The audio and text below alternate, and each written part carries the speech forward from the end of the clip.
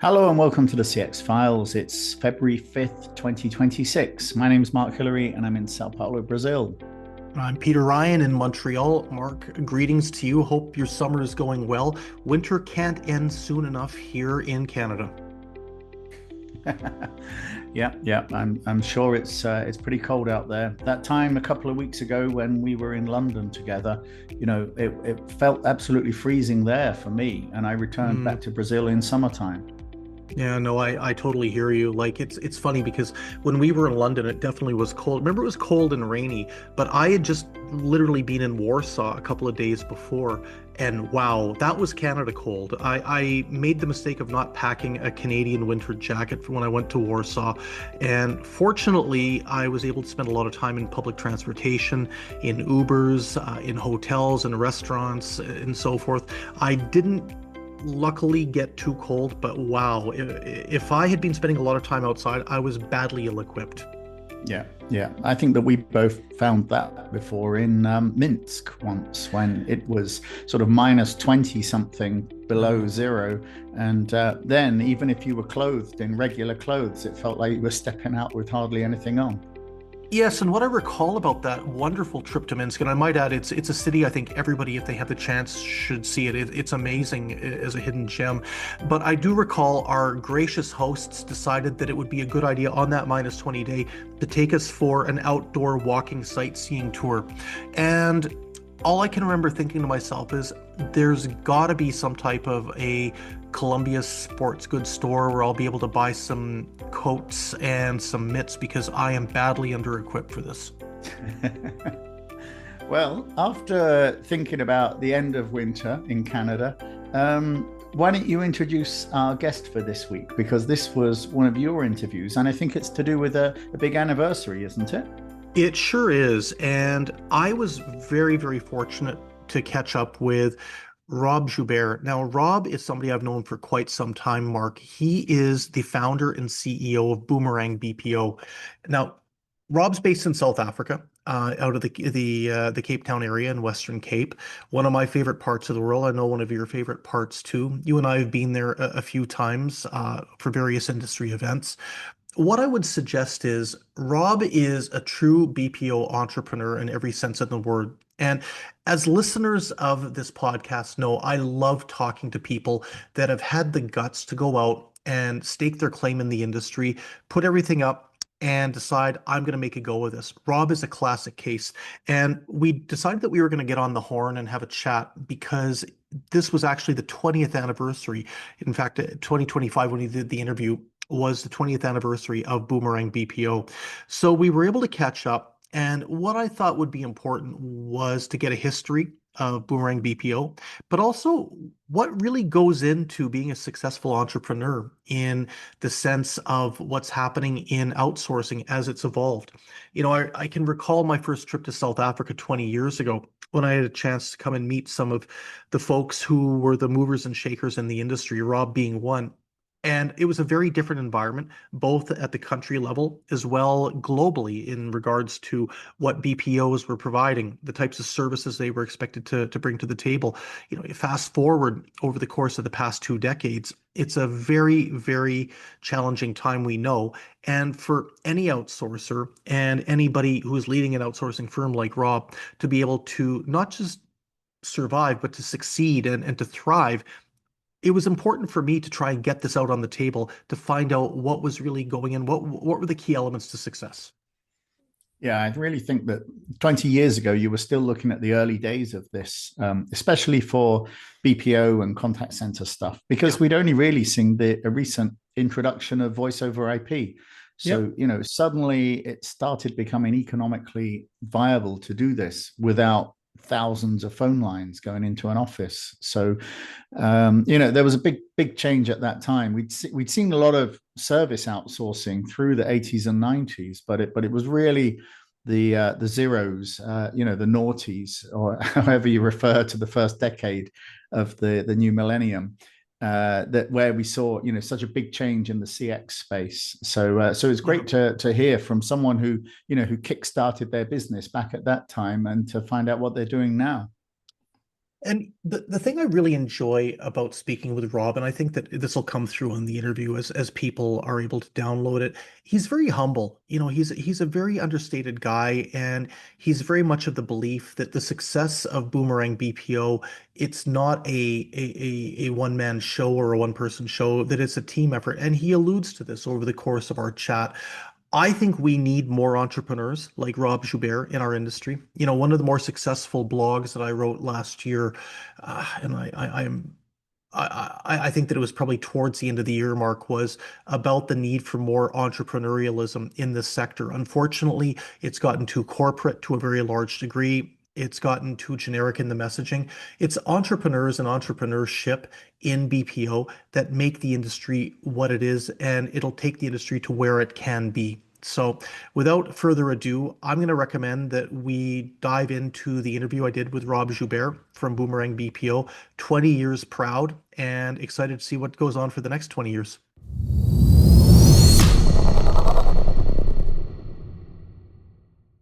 The CX Files always enjoys catching up with friends of ours that are based in South Africa, and today is no exception, as I am joined by Rob Joubert, who is the founder and CEO of Boomerang BPO. Now, Rob is joining us from his beautiful home in Cape Town. Rob, I know that this is an audio podcast, but we are recording using video, and I can see you've got one of the nicest living rooms, and it looks like gorgeous views that I've ever seen one of our guests be able to bring to the table. Peter Ryan, thank you so much for having me on your show. Appreciate being able to chat to you. Yes, I'm very privileged living in this beautiful city of Cape Town. So it's nearly summertime here for us. So the sun's out, the birds are singing, and it's a beautiful place to live and work in. I tell you, I'm knowing no jealousy at this point because we're going into autumn and the cold part of autumn, not the nice part in Canada where the leaves are turning and you've got this multi-colored forest you just drive through and you just think, oh, this is wonderful. I could do an oil painting. No, this is the part where you start to feel that the snow is not too far. You are waking up in the morning thinking, oh, I've got to sleep for 4 or 5 more hours, and like, oops, no, it's 7 o'clock and it's pitch black. So I think you're in a much more enviable position as we record today. Now, Rob, listen, we are catching up because a few weeks ago, you and I were chatting and you were telling me about the exciting news that this is Boomerang BPO's 20th year in business, which is absolutely incredible. And congratulations right off the top for that. I felt that this would be a nice opportunity to catch up and discuss a little bit about your journey, that of Boomerang BPO, and also just your views on the evolution of the South African outsourcing market. So, without further ado, why don't you tell us a little bit about 20 years ago when you had the idea in mind to set up your own outsourcing operation? What led you to jump into the entrepreneurial outsourcing pool? Peter, thank you so much for celebrating our 20th anniversary by having this chat with you as well. It feels like only yesterday. I feel like a youngster. The grey beard and the grey hair gives it all away. There's been No, we're all one and the same, buddy. For me, I was when I was a youngster, in my late teens, early 20s. I applied for a job as a telemarketer in what was probably the first company in South Africa selling hotel loyalty benefit cards. And it was an interesting time back then because you could literally phone any CEO of any company, any C-level executive, and people were very happy to take your phone call and do business with you over the phone. They would give you credit card numbers over the phone, and it was a completely different marketplace back then. So for me, I straight out after school, I had an opportunity to work as a telemarketer, and I was lucky to quickly progress through the ranks into team leader and trainee manager. So I was a professional contact center manager operator before I was an entrepreneur. I did a stint in the UK in the early 2000s, and I met my French wife there. And I was very keen to return to South Africa. It's my birthplace. and it's a beautiful place to live and work, as I said. And we had sort of 6 months worth of runway to start up an organization. And the plan at the time was to see if we can land a client, and that would pave the way for us to be able to settle and live in South Africa.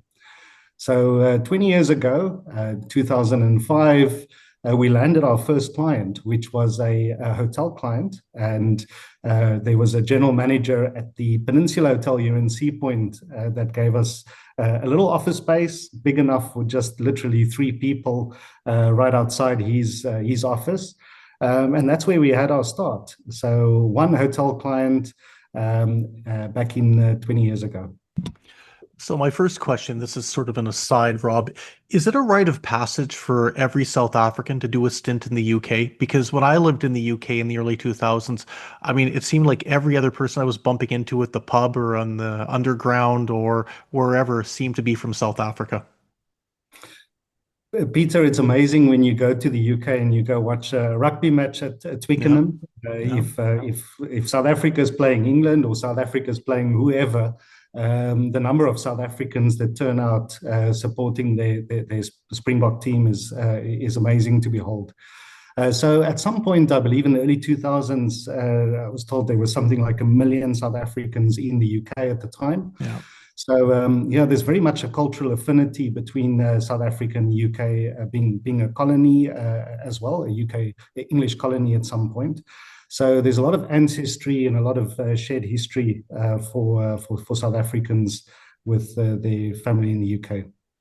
Okay, so we'll dive back into the UK in a second, Rob, but I want to talk to you about when you signed that first hotel client, which has got to be exciting. I think about entrepreneurs and when they get that first client, when they get that first sale, there's a rush of adrenaline that I don't think anybody can understand unless you've been in that position before. So you've got your first client, and how does Boomerang BPO snowball then? What happens next? What are some of the next big milestones in your outsourcing entrepreneurial journey? Peter, the first client opportunity we had was on a sort of a pilot project.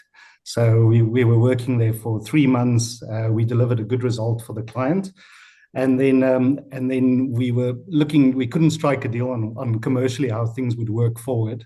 So for several months, we were in the pause, and then out of the blue, the client phoned me and said, "So when are we getting started?"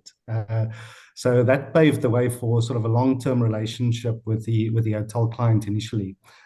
We were a captive operator of sorts for that initial client, so we had the one client. And then we were approached by a company that did insurance domestically in South Africa, and they offered us a campaign to sell an insurance product. And that was the first foray into insurance market for us, doing insurance sales. I think one of the challenges one has setting up a business in this sector is you are looking for that case study. You are looking for that proof points that would give others the confidence to outsource and give you work. So for about 14 of our 20 years, Boomerang was delivering services largely to the South African market. We delivered quite complex work eventually in insurance, doing underwriting work, claims handling, and so on. And about 6 years ago now, going on to the 7th year, we had a big logo, a very well-known logo from the UK, who's really customer-centric brand, came out to South Africa. We were one of 6 operators they considered placing work with. And we were delighted to have won that one opportunity. And that paved the way for us on the back of successful delivery, a strong client case study, a very strong client referral to win a lot more business in that vertical, in that market. Okay, so Rob, let's take a bit of a detour here and let's talk a little bit about the market when you set up. Now, this is interesting for me because, I made my first visit to South Africa just over 20 years ago. And I've said it in many presentations. I've said it over the course of discussions in this podcast. When I got to South Africa in my first trip, which I believe was 2004, I found a marketplace that was highly fragmented, very disjointed, disjointed, especially on regional lines. A lot of rivalry, not friendly rivalry, may I add either. Yet you could see that there was the burgeoning of something that was big that was happening. You had a sense that something was bubbling under the surface. When you think back to 20 years ago when you started Boomerang BPO and you got the company off the ground, what was your take on what was going on in the marketplace? What was typifying the market back then? And when was it something that you realized that South Africa had the potential to do a heck of a lot in terms of servicing offshore demand markets? Peter, there was always, from a talent perspective, I think, a very strong value proposition from South Africa. There's a really good, clean English, international English available in the market. There's a lot of young people, lots of talent that would be ready to grow and groom and build an industry on. The challenges we had in the early days, there was the telco was regulated at the time, so that was the first big obstacle for international outsourcing in my view at the time. So even regionally within the country, it made sense to set up hubs in all the major cities, Cape Town, Durban, Port Elizabeth, in the different provinces, in order to benefit from local call rates. So telephony was a big inhibiting factor in the early days. International calling was obscenely expensive. Bandwidth was very expensive. And once Telkom relinquished their monopoly, and we had some private competition in that sector, that was a big catalyst for change and for international work coming into South Africa. You know, it's funny you mentioned the telecom rates. I remember that was really the big impetus in terms of South Africa being able to take off. It was when there was deregulation and that those rates came down. I remember going to a conference in Cape Town. This is going back 2005, 2006, and there was a member of the government there, and literally the industry representatives that were participating, BPO owners, were spitting tax about the level of the telecom rates and how it was taking far too long for those rates to come down. But we noticed that when they did, all of a sudden, literally, there was an explosion, an influx of investment that came in, not just from local entrepreneurs, but literally from around the world. Absolutely correct. I think when the red tape is removed and there's an investor-friendly environment, that really works really well. And I think South Africa, from where we are now versus back to those early days, is in a completely different situation insofar as government and regulatory attitudes toward the sector. Yeah, very much. There very much is an opportunity to create lots of jobs in the sector, and government is very supportive of sector through various different grants, interventions, and really supporting high growth in the sector from up to 2030. Objective to create 50,000 international jobs delivering BPO services from South Africa. So let's talk about. I beg your pardon, sorry, Sure. The 500,000 jobs by 2030. Okay, cool. So Rob, let me ask you, in this pathway towards 500,000 new jobs servicing the international community, where does Boomerang BPO fit into this? What's your vision for the company for the next 20 years? Peter, we have a very strong reputation for culture within our organization, and we are a high touch operator. So for us, the opportunity is to create pathways for development for people that join our team. It's a really exciting time to work in the BPO sector, and it's immensely rewarding. Aside from the commercial aspects of being able to operate a business in the sector and providing services internationally, it's tremendously rewarding in the impact that it has on people's lives that work in the sector. So several of the people who work in our organization join the organization in a learnership or internship role and develop through that. So people are really hungry for opportunity, and it's very rewarding to see the impact that has in our communities and in the people that work for our organization. So there are several instances of mothers and sons and mothers and daughters where this becomes multi-generational within our organization. So there's an opportunity to make big impact in community. We're growing. We're a medium-sized operator within Cape Town. And there is a really great opportunity for us to double our growth into next year and to really accelerate the number of people that we're employing in sector and delivering services to the world. Next 20 years for us, we would very much like to retain very much the high touch customer experience that we're able to offer. So I think South Africa has a very unique value proposition it's a very warm, sunny country, great English and language capabilities. So when clients are looking for an authentic human experience, I think they can find that in South Africa. And through adopting some of the latest technologies and AI, automating some of those transactional queries we deal with, I think there'll be an opportunity for more meaningful work for the people that work in our environment and a better experience for the customers that we service. And next 12 months, very much UK is easy. There's lots of opportunities for us on the back of our client case studies, and then of course the US presents lots of growth opportunity into South Africa. So we'd like to have the 5,000 headcount over the next 3 years as our growth objective.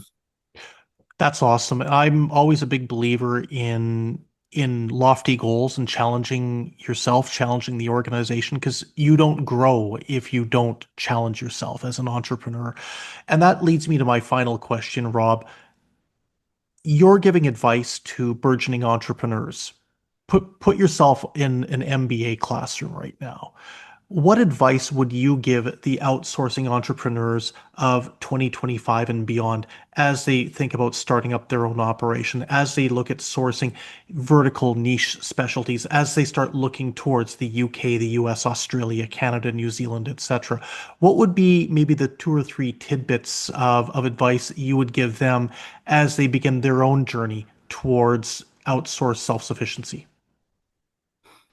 I think, Peter, it's a community that makes this work for Boomerang as well. So it's not just an individual. There's so many people that we're grateful for the support that have enabled us to be able to sustain and to grow and to make the 20-year milestone a reality. So I think it's a lot harder. What Elon Musk said, starting a business is like eating glass and looking down the abyss. So it's not an easy thing to do to set up a BPO company. There's very low perceived barriers of entry for people that have worked in the industry. It looks like you need a computer and a phone and an internet connection, but there's a lot more to it. So I think winning that first big client account or the first significant logo is really important. And then exceeding and delivering an exceptional service to that client. It's on the back of successful delivery, good case studies that one wins a lot more work. There's also an opportunity, I think, within the organization to be seriously focused on the quality of the services that one delivers. It's not so much only about what you present to the client. It really is what happens behind the scenes as well. So if there is a focus from management and the leadership within the company to drive quality within the business, then naturally it's a lot easier to present a result to the client that's reflective of the work that the team does inside of the company. Well, Rob Joubert, it has been great having you on the CX Files. Your first appearance, I guarantee it will not be the last, but thank you for taking the time and congratulations once again on Boomerang BPO's 20th anniversary. Peter, Ryan, thank you so much for having me this morning. It's been great talking to you.